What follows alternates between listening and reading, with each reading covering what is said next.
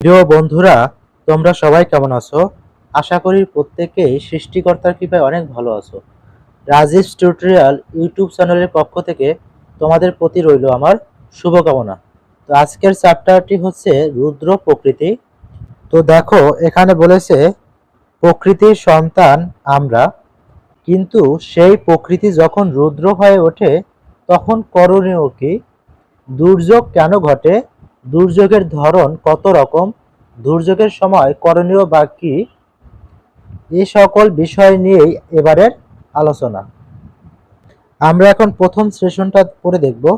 দেখো, এখানে বলেছে এই সেশনে তোমরা নিজেরা আলোচনা করবে তোমাদের এলাকায় কোন কোন প্রাকৃতিক দুর্যোগ সংঘটিত হয়, বছরে কোন সময়ে কোন প্রাকৃতিক দুর্যোগ ঘটে তা নিয়ে তোমরা আলোচনা করবে। কাজটির দলে আলোচনা করবে। 5 অথবা 6 জনের দল গঠন করে নাও। দলে আলোচনা করে তোমাদের এলাকায় যেসব প্রাকৃতিক দুর্যোগ সংঘটিত হয় তার একটি তালিকা তৈরি করো।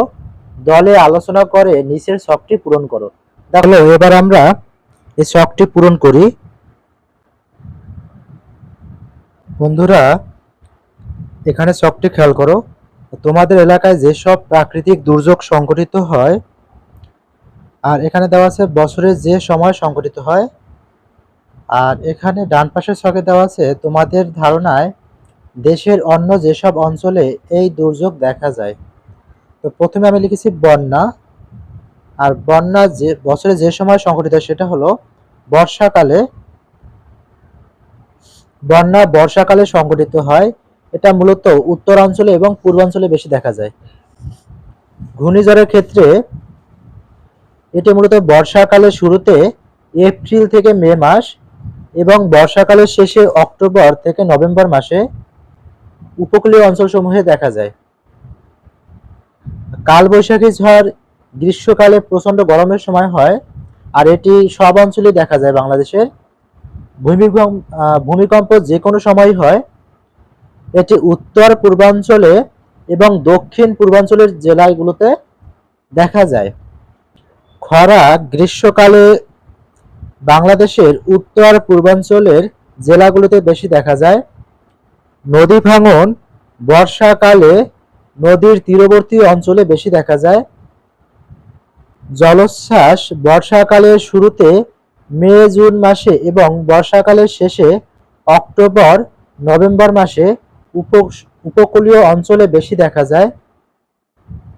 প্রাকৃতিক দুর্যোগ কেন ঘটে এবং এই দুর্যোগ সম্পর্কে ও দুর্যোগ থেকে রক্ষা পাওয়া নিয়ে তোমাদের এলাকায় কোনো লোককাহিনী থাকলে তা অনুসন্ধান করবে।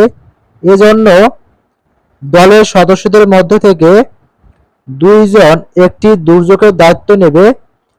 তালিকার দুর্যোগের সংখ্যা বেশি হলে দলের একজন একটি দুর্যোগের দায়িত্ব নেবে।